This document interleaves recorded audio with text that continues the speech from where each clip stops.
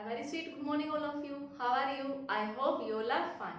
Students, in our last class we start our next chapter, that is surface chemistry. और हमने इससे related कुछ terms देखी थी. एब्जॉर्प्शन क्या होता है, एडसॉर्प्शन क्या होता है, एडसोर्बेट क्या होता है, एडसोर्बेंट क्या होता है, सोर्प्शन क्या होता है, डिसॉर्प्शन क्या होता है और मैकेनिज्म. ये सारी चीजें हमने लेक्चर नंबर 1 में फिनिश की थी. आज हम डिस्कस करने वाले टाइप्स ऑफ एडसॉर्प्शन. जैसा कि मैंने बताया था आज हम ये डिस्कस करेंगे. आपकी जो एडसॉर्प्शन है वो 2 टाइप्स का होता है, physical adsorption and chemical adsorption. ठीक है, फिजिकल एडसॉर्प्शन को हम किस नाम से जानते हैं?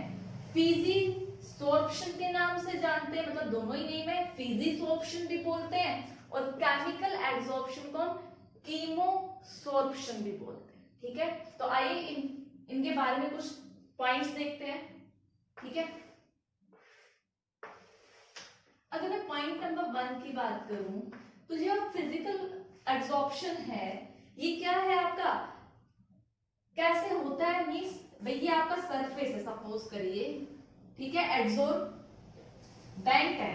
ठीक है, आपकी ये मॉलिक्यूल्स हैं जिनको यहाँ सरफेस पर आना है. ठीक है, भाई ये आएंगे, सपोज करो ये यहाँ आया, ये यहाँ आया. ठीक है, तो इस सरफेस के और इस मॉलिक्यूल के बीच में अगर कौन सा फोर्स ऑफ अट्रैक्शन हो? Weak Van der Waals force of attraction हो. Weak Van der Waals force of attraction हो तो ये आपका किस टाइप का कहलाएगा? फिजिकल एडसॉर्प्शन कहलाएगा. वहीं पे जो मॉलिक्यूल आपका सरफेस के ऊपर एडसॉर्ब हो रहा है, अगर उस मॉलिक्यूल और इसके बीच में क्या हो, एक केमिकल बॉन्ड बने, एक केमिकल बॉन्ड बने, तो वो आपका क्या होगा? कीमोसॉर्प्शन होगा. आई होप इतनी बातें समझ में आई. ठीक है, तो आप लिख सकते हो adsorption occur due to the formation of weak van der Waals force of attraction between adsorbate and adsorbent is known as physical adsorption. और chemical adsorption में क्या लिख सकते हो? If there is formation of chemical bond between adsorbate and adsorbent is known as chemosorption. ठीक है, next point की अगर मैं बात करूं तो इट इज नॉट, मतलब स्पेसिफिसिटी के बेसिस पे it is not specific in nature. It is not specific in nature. ठीक है, और अगर हम कीमोसॉर्प्शन की बात करें तो ये क्या होता है? Highly specific in nature. Highly specific, SPECIFI, specific in nature. ये देखो कुछ इस तरीके का है, जैसे भाई 2 टाइप के पर्सन होते हैं, जैसे जिसको खाना पसंद हो. एक पर्सन ऐसा होता है जो भी मिल जाए खा ले, लेकिन एक पर्सन क्या होता है, बिल्कुल पर्टिकुलर होता है, नहीं मुझे तो यही चीज खानी है. तो ये भी कुछ इसी तरीके का. इस पर किसी भी नेचर की गैस या कुछ भी चीज एब्सॉर्ब हो जाए, मतलब हाईली स्पेसिफिक नहीं है. ठीक है, कि कौन सी गैस आ रही है, सपोज करो ऐसे 2 टाइप की है, तो कोई भी आके क्या हो जाए, इसके ऊपर एब्सॉर्ब हो सकती है. ठीक है, बट सपोज करो यहाँ पे हम गैस का एब्सॉर्प्शन पढ़ रहे हैं, इस टाइप की 2 टाइप का मिक्सचर था, बट ये सरफेस चाहता है मेरे पास ये जो मैंने विदाउट शेड वाला है, मींस यही गैस आके मेरे पे एब्सॉर्ब होंगी, इनसे नहीं होगा. ये पर्टिकुलर स्पेसिफिक है. जैसे कोई बंदा कहता है मेरे पास बर्गर आए, पिज्जा है, मैं सब खा लूंगा, लेकिन कुछ कहता नहीं मुझे बर्गर नहीं, मुझे तो पिज्जा ही चाहिए. ठीक है, तो ये उसी टाइप का कुछ जिद्दी है, हाईली स्पेसिफिक है और ये स्पेसिफिक नहीं है. तो ये हमारा नेक्स्ट पॉइंट था. अब देखो, इधर मैं इसको रब कर दूं.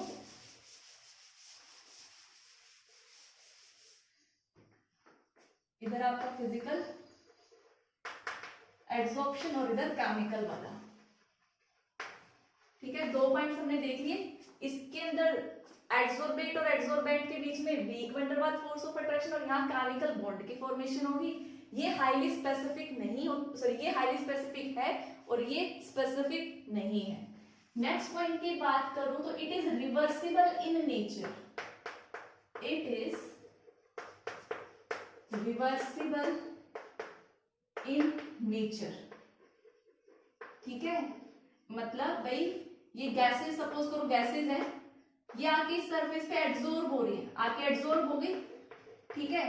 फिर आप इनको मतलब हटा भी सकते हो, ठीक है, या के एड्सॉर्ब हो भी सकती है, एड्सॉर्ब भी होंगी, ठीक है। तो रिवर्सिबल है, कभी भी प्रोसेस रिवर्स हो सकता है एड्सॉर्प्शन और डिसएब्सॉर्प्शन का। बट जहां पर केमिकल एड्सॉर्प्शन की बात करें तो ये क्या है, it is irreversible in nature,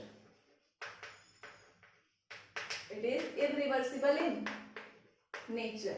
means इसमें भाई देखो, जो एड्सॉर्बेट था, एड्सॉर्बेंट पे आ रहा था, आके कौन से फोर्स ऑफ अट्रैक्शन से हेल्ड हो गया, एक केमिकल बॉन्ड, स्ट्रॉन्ग बॉन्ड से हेल्ड हो गया। तो क्या अब वो वापस जाना पसंद करेगा? नहीं। तो यहाँ पे एक बार ये प्रोसेस हो गया तो उसको रिवर्स हम नहीं कर सकते, ठीक है। तो ये था हमारा नेक्स्ट पॉइंट। अब देखो, अगर हम बात करें हीट ऑफ रिलीज की, भाई इतना तो है, हमने क्या देखा था कि जो एंथैल्पी है, मींस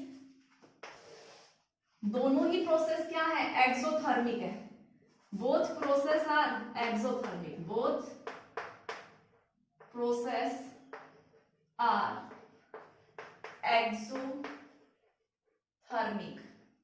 मतलब दोनों में क्या होगी, हीट एनर्जी रिलीज होगी। लेकिन देखो तो यहाँ पे जो आने वाला है वो weak van der Waals force of attraction से है, तो जब वीक अट्रैक्शन होगा तो एनर्जी भी क्या होगी, कम रिलीज होगी। यहाँ पे अट्रैक्शन क्या है, ज्यादा है, स्ट्रॉन्ग बॉन्ड बन रहा है, तो एनर्जी रिलीज भी क्या होगी, ज्यादा होगी।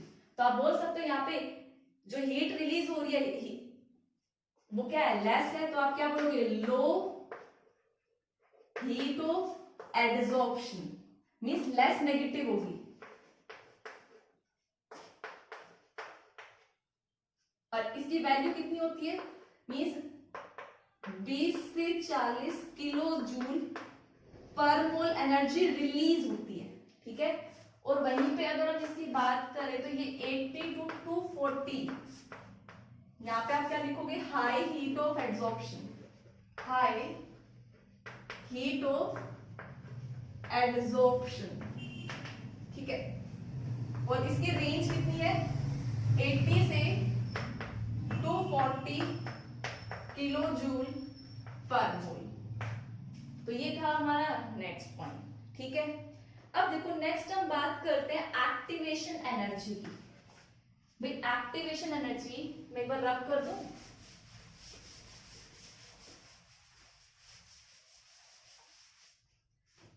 देखो एक्टिवेशन एनर्जी आप लोगों ने पढ़ा होगा, कब पढ़ते हैं, ये कोई भी रिएक्टेंट है, ये इंटरमीडिएट स्टेज है, ये प्रोडक्ट में आता है। देखो फिजिकल एड्सॉर्प्शन में कोई केमिकल बॉन्ड की फॉर्मेशन तो होती नहीं है, तो मींस यहाँ पे एक्टिवेशन एनर्जी भाई रिएक्टेंट प्रोडक्ट में कन्वर्ट कब होगा, जब रिएक्टेंट एक पर्टिकुलर अमाउंट की एनर्जी को अटेन कर ले। तो यहाँ पे क्या है, कोई किसी केमिकल बॉन्ड की ज्यादा केमिकल बॉन्ड बन नहीं रहा है, तो यहाँ पे एक्टिवेशन एनर्जी भी क्या होगी, बहुत कम होगी, मतलब ना के बराबर होगी।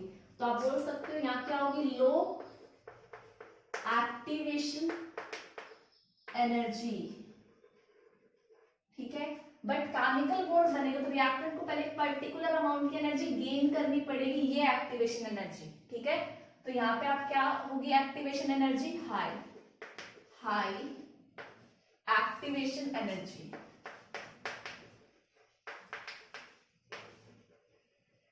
आई होप ये पॉइंट समझ में आया होगा। अब देखो एक्टिवेशन एनर्जी से ही आपको समझ आ जाएगा टेम्परेचर का रोल। कल थर्मोडायनेमिक्स टर्म में हमने देखा था टेम्परेचर क्या होना चाहिए, लो होना चाहिए एड्सॉर्प्शन के लिए, ठीक है।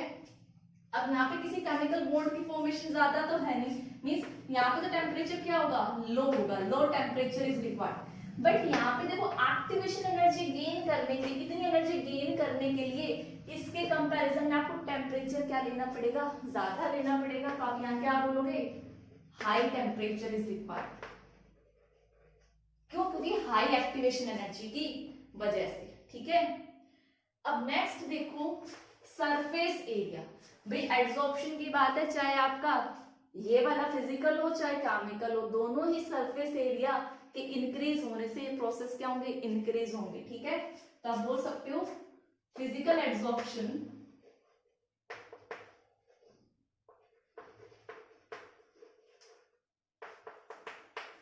Increase with increase in surface area, ठीक है। वहीं पे केमिकल एड्सॉर्प्शन,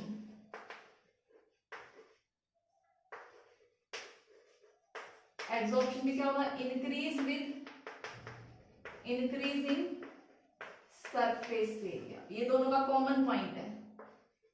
दोनों के कौन से कॉमन पॉइंट आ गए, दोनों ही एक्सोथर्मिक हैं और दोनों ही क्या होते हैं, इंक्रीज होते हैं specific area, sorry surface area increase होने से, ठीक है।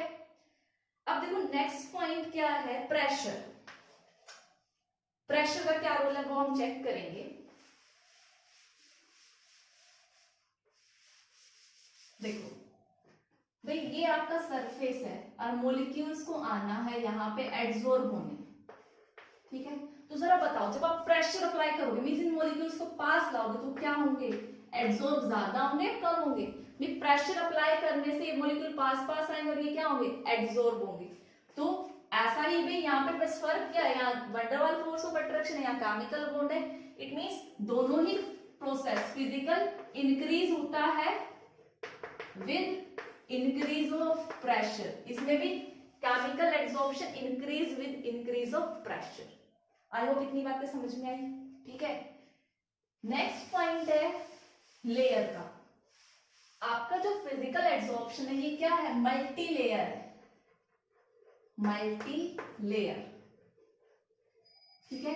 अब देखो मल्टी लेयर का मतलब क्या है कि ये आपका एड्सॉर्बेंट है। भाई एक लेयर आके सपोज करो एक गैसेस मॉलिक्यूल, जो भी मॉलिक्यूल आ रहा है उसके एब्जॉर्ब हो गए by week van der Waals force of attraction, ठीक है। ऐसे ही देखो week van der Waals force of attraction है, जैसे एक लेयर आई, ये सरफेस दूसरे मॉलिक्यूल के साथ भी क्या शो करेगा, week van der Waals force of attraction show कर सकता है। ऐसे थर्ड तो क्या होता है भाई, एक बार अगर एक गैस आके एब्जॉर्ब होगी तो उसके ऊपर दूसरी लेयर भी आ जाएगी और तीसरी लेयर भी। ये भी week van der Waals force of attraction feel कर रहे हैं, ये वाले भी week van der Waals force of attraction feel कर रहे हैं और ये भी, ठीक है। इट मींस आपका फिजिकल एड्सॉर्प्शन क्या है, मल्टी लेयर है, ठीक है। और अगर मैं केमिकल एड्सॉर्प्शन की बात करूं तो ये क्या बनाता है, unimolecular layer, unimolecular layer. It means देखो एक केमिकल बॉन्ड था भाई, ये सरफेस एक मॉलिक्यूल आ गया और एब्जॉर्ब हो गया बाय द कौन से force of attraction, by chemical bonding, covalent bonding हो सकता है, कुछ और बॉन्डिंग, ठीक है। मींस इनके बीच में कौन सा बॉन्ड है, केमिकल बॉन्ड है। अब बताओ भाई जितना स्ट्रॉन्ग बॉन्ड इसके बीच में केमिकल बॉन्ड है, क्या दूसरी लेयर आएगी वो इसके साथ अटैच हो पाएगी उतने स्ट्रॉन्ग फोर्स से, नहीं।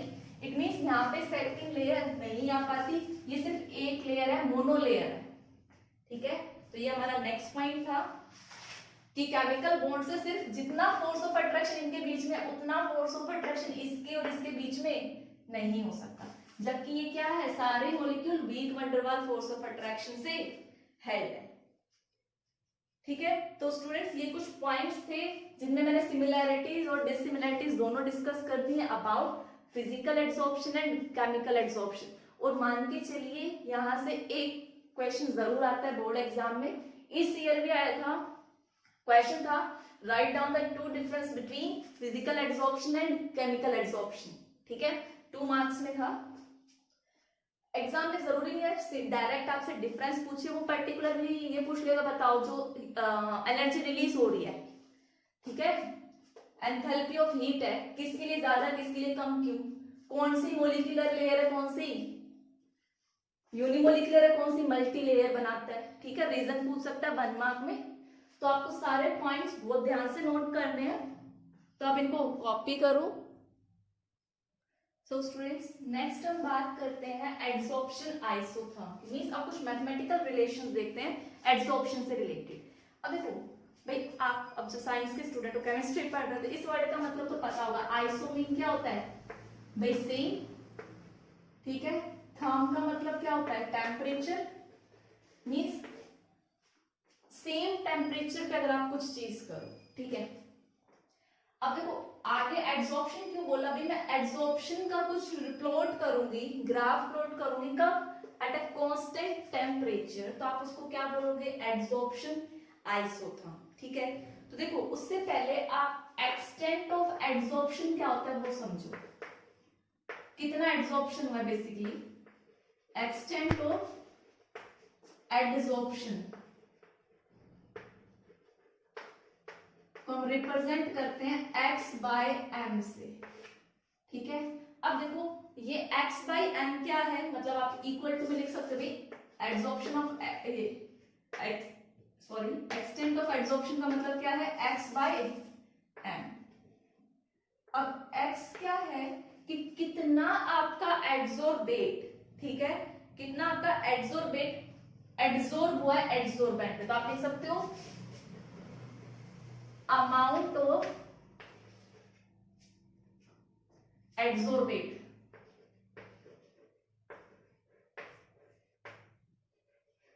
ठीक है, वेट से लेना तो बैठना, ऊपर वाली चीज किस पे बैठेगी, एड्सॉर्बेंट पे। तो कितना अमाउंट ऑफ सब्सटेंस आपका क्या हुआ है, एड्सॉर्ब हुआ है, और कितने मास ऑफ एड्सॉर्बेंट पे, मास हो गया कितने अमाउंट ऑफ, अमाउंट और मास एक ही है, बुक्स में काफी बार यहाँ पे मास भी लिखा हुआ मिल सकता है। ठीक है, अमाउंट ऑफ एड्सॉर्बेंट मीन्स, अगर इसको एग्जांपल से समझो, भाई ये मेरा सरफेस था, मैंने इसका अमाउंट कितना लिया, सपोज करो 25 ग्राम लिया, और जो ऊपर से ये क्या है एड्सॉर्बेट, ये आप इसका एड्सॉर्ब हुआ कितना 2 ग्राम, तो मेरा 2/25 क्या हो गया, एक्सटेंट ऑफ एड्सॉर्प्शन हो गया। ठीक है, इतनी बात समझ में आई।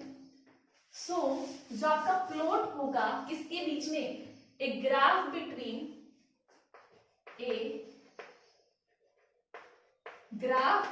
किसके बीच में, अमाउंट ऑफ गैस एब्सॉर्ब, ठीक है, या फिर ये जो graph between x by m। अब टेम्परेचर तो कांस्टेंट आपको पता है, हमने क्या पढ़ा था, जब डिफरेंस देख रहे थे तब हमने देखा था प्रेशर के साथ आपका एड्सॉर्प्शन चेंज होता है। तो आप चेक करोगे जो एक्सटेंट ऑफ एड्सॉर्प्शन है वो कैसे रिलेट होता है प्रेशर के साथ एट सेम टेम्परेचर, का मतलब क्या है, constant temperature. The graph between x by m versus pressure at constant temperature is known as adsorption isotherm। ठीक है, अब एक साइंटिस्ट था फ्रेंडलिक, ठीक है, उसने इसका एक एक्सप्रेशन दिया था मैथमेटिकल, अब हम वो डिस्कस करेंगे, पहले आप इसको कॉपी करो। सो स्टूडेंट्स, फ्रेंडलिक आइसोथर्म आपको क्या देता है, एक रिलेशन देता है किसके बीच में, देखो पहली बात ये किसकी बात करता है कि आपका जो एड्सॉर्बेंट होगा वो क्या होगा, आपका सॉलिड, और जो एड्सॉर्ब हो रहा है वो क्या होंगी, आपकी गैस। ठीक है, तो बेसिकली गैस और सॉलिड के बीच की बात कर रहा है। तो ये कहते हैं कि किसके बीच में रिलेशन है, अमाउंट ऑफ गैस एड्सॉर्बिंग, कितनी गैस इस पर एड्सॉर्ब हुई है कितने सॉलिड पे, वर्सेस प्रेशर के साथ क्या रिलेशन है, एट अ कांस्टेंट टेम्परेचर। ठीक है, इसने क्या बोला, जो x बाई एम रेशियो है, भाई ये जो लाइन मैंने लिखी है यहां से यहां तक, इसका मतलब यही है x बाई एम रेशियो में बता रहा है। इसने बोला डायरेक्टली प्रोपोर्शनल होता है प्रेशर की पावर 1/n। ठीक है, n यहाँ पर क्या है, कोई कांस्टेंट है। अब देखो कांस्टेंट ऑफ प्रोपोर्शनलिटी हटाओगे तो क्या आएगा, x by m is equal to k। k भी क्या है, कांस्टेंट ऑफ प्रोपोर्शनलिटी है। ठीक है, और ये क्या हो गया आपका एक्सटेंट ऑफ एड्सॉर्प्शन, p क्या हो गया प्रेशर, आप टर्म्स का मतलब लिख लेना, और k and n are constant whose value depend on nature of adsorbate and adsorbent, दोनों के नेचर पे डिपेंड करती है। ठीक है, इतनी बात समझ में आई। अब देखो एक बार मैं इसको रब कर देती हूँ, फिर मैं आपको ग्राफ बताती हूँ। ठीक है, आप इसको कॉपी कर लेना।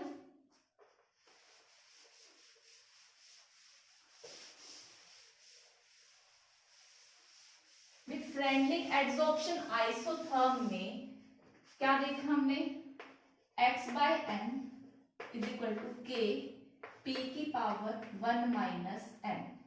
ठीक है, जब x बाय एम किसके बीच में ग्राफ प्लॉट करोगे, प्रेशर के बीच में प्लॉट करोगे, तो आपको क्या मिलेगा, x by m versus pressure, तो आपको कर्व ऐसा मिलेगा। भाई देखो स्टार्टिंग में एक्सटेंट ऑफ एड्सॉर्प्शन 0 था, प्रेशर 0 है, धीरे धीरे प्रेशर बढ़ाओगे, अमाउंट ऑफ गैस ज्यादा एब्सॉर्ब होगी, प्रेशर और बढ़ाया और इंक्रीज किया, एक पर्टिकुलर ऐसी स्टेज आ गई कि आपने प्रेशर ज्यादा अप्लाई कर दिया, जितना एक्सटेंट एड्सॉर्प्शन होना था उतना हो गया, उसके बाद क्या हो गया, ये कांस्टेंट हो गया। ठीक है, सो ये पर्टिकुलर किसी भी टेम्परेचर T पे है, कांस्टेंट पे। ठीक है, अब देखो अगर मैं इस ग्राफ में देखो, पहली बात जो 1 बाय एन की वैल्यू है वो किसके बीच में लाई करती है, बिटवीन 0 to 1। मैं 1 बाय एन की बात कर रही हूँ, एन की बात नहीं कर रही हूँ, ये चीज नोट करना काफी इंपॉर्टेंट है। अब देखो मैं डिफरेंट केसेस देखूं, केस नंबर 1, अगर मैं 1 बाय एन की वैल्यू क्या सपोज कर लूं, 0 सपोज कर लूं। ठीक है, अगर मैंने 1 बाय एन की वैल्यू 0 सपोज कर ली, 1 by N is equal to 0, तो क्या होगा, वैल्यू पुट करो यहाँ पे, x by m is equal to K P की पावर 0, किसी की भी पावर 0 होती है तो उसकी वैल्यू क्या होती है, 1, मींस x बाय एम की वैल्यू आपकी क्या आ गई, k के बराबर आ गई, एक कांस्टेंट आ गई। अब देखो इट मींस, देखो क्या अब आपको कांस्टेंट कहां नजर आ रही है, यहाँ पे नजर आ रही है, मींस ये जो रीजन है, इस रीजन में आपकी 1 बाय एन की वैल्यू क्या होती है, 0 होती है। मींस ये कंडीशन आपको कहां देखने को मिलेगी, एट हाई प्रेशर। तो काफी बार क्वेश्चन आ जाता है, हाई प्रेशर पे 1 बाय एन की वैल्यू कितनी होती है, 0। ठीक है, ये हमारा केस नंबर 1 था। अब देखिए केस नंबर 2 की बात करूं मैं, सेकेंड केस, मैंने 1 बाय एन की वैल्यू 1 मान ली, तो यहाँ पे 1 पुट करो, x बाय एम क्या आ गया आपका, x by m is equal to K P की पावर 1। तो देखो आप ग्राफ प्लॉट कर रहे हो इसके और इसके बीच में, ये आपका y, ये आपका x, तो ये आपका क्या हो गया, m स्लोप और प्लस 0, कोई इंटरसेप्ट नहीं है, मतलब ओरिजिन से पास होगी। ये कौन सी इक्वेशन बन गई, स्ट्रेट लाइन। तो देखो यहां से यहां आपको इतने एरिया में क्या नजर आ रही है, स्ट्रेट लाइन नजर आ रही है। इट मींस इस रीजन में आपकी 1 बाय एन की वैल्यू कितनी होगी, 1 होगी। मींस ये जो सिचुएशन है ये लो प्रेशर पे है। सो जो आपका बीच का रीजन बच गया, इसमें क्या है, जो 1 बाय एन की वैल्यू है वो बिटवीन 0 और 1 के रहेगी। हाँ ठीक है, आई होप आपको इतनी बातें समझ में आई होगी। ठीक है, काफी इंपॉर्टेंट है, एग्जाम में काफी बार पूछा जाता है, इस कर्व से भी क्वेश्चंस आ जाते हैं, तो आप इसको कॉपी करो। फ्रेंड्स देखो अब जो ग्राफ है मैंने फ्रेंडली वाला ही बनाया, लेकिन एट डिफरेंट टेम्परेचर्स पे बनाया। अगर सिर्फ मैं 0 डिग्री की बात करूं तो देखो मेरे को नजर आ रहा है जैसे जैसे P बढ़ेगा मेरा x बाय m बढ़ रहा है, और जब हाई प्रेशर हो गया तो कांस्टेंट हो गया। ठीक है, ये कर्व मेरा 0। अब देखो मैं 0 से कहा -29 डिग्री सेल्सियस पे, मींस मैंने टेम्परेचर बढ़ाया। तो देखो भाई यहाँ पे मैं अगर प्लॉट करूं, मेरा x बाय m इतना था। ठीक है, जब मैंने टेम्परेचर और कम किया तो देखो x बाय m की वैल्यू क्या हो गई, और ज्यादा बढ़ गई। मैंने टेम्परेचर -78 किया तो मेरी x बाय m की वैल्यू बढ़ गई। तो देखो ये पॉइंट हमने देखा था जब मैं फिजिकल एब्जॉर्प्शन बता रही थी कि जैसे जैसे टेम्परेचर बढ़ता है, सॉरी जैसे जैसे टेम्परेचर बढ़ेगा आपका जो फिजिकल एब्जॉर्प्शन है, फिजिकल एब्जॉर्प्शन है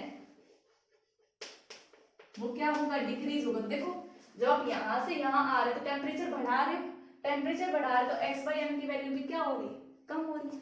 ठीक है, तो याद रखना ये पॉइंट सिर्फ किसके लिए है, फिजिकल एब्जॉर्प्शन के लिए। तो ये इस ग्राफ से ये चीज निकल के आती है। अब देखो वे हमारी इक्वेशन आई ये, x by m is equal to k p की पावर 1 माइनस n। अब देखो अगर हमें क्वेश्चन आ गई तो ये टर्म p की पावर 1 बाई n को सोल्व करना क्या थोड़ा सा डिफिकल्ट है, तो इसको हम थोड़ा सिंपल बनाते हैं। हम क्या करते हैं, take log both side, take log both side. हमने दोनों साइड क्या कर लिया, लॉग ले लिया, तो लॉग लोगे तो देखो क्या होगा, log x by m is equal to k, इधर लॉग k की पावर k p की पावर 1 बाय n। देखो यहाँ पे कौन सा फॉर्मूला लगाओगे, लॉग ए बी है, ये a और ये b, तो लॉग अगर आपका ए बी है तो कैसे सॉल्व करते हैं, log a plus log b। तो आप यहाँ ये वाली इक्वेशन अप्लाई करो, इक्वेशन करोगे तो क्या आएगा, log of x by m is equal to log of k plus log of p की पावर 1 बाय n। ठीक है, अब देखो log of x by m is equal to log of k, power है, पावर आगे आ जाते क्या आ गया, 1 by n log of p। तो ये हमारी नेट इक्वेशन आ गई जो सिंपल है एज कंपेयर टू दिस। ठीक है, अब देखो हम ग्राफ प्लॉट करते हैं किसके बीच में, log of x by m versus log p के बीच में। अब ये ग्राफ आप इजीली पुट कर सकते हो, ये आपने क्या मान लिया y, ये आपका क्या है x, ये आपकी क्या बन गई स्लोप, और आगे साइन कैसा है पॉजिटिव, मतलब नीचे से ऊपर जाएगी, और ये चीज आपकी क्या है c, इंटरसेप्ट। ठीक है, मींस यहां से इतने इंटरसेप्ट मींस log k से आपकी लाइन स्टार्ट होगी, कहां जाएगी, ऊपर की तरफ जाएगी। तो ये कर्व किसके बीच में, log x by m versus log p के बीच में, और यहाँ पर स्लोप की वैल्यू क्या होगी 1 बाय n। तो स्टूडेंट ये था आपका फ्रेंडलिक एडसॉर्प्शन, फ्रेंडलिक आइसोथर्म। ठीक है, तो यहाँ पे टॉपिक फिनिश होता है। ठीक है, तो कल हम यहाँ से कंटिन्यू करेंगे, तो आप इन सबको नोट करना। That's all for today's lecture. Thank you and have a nice day.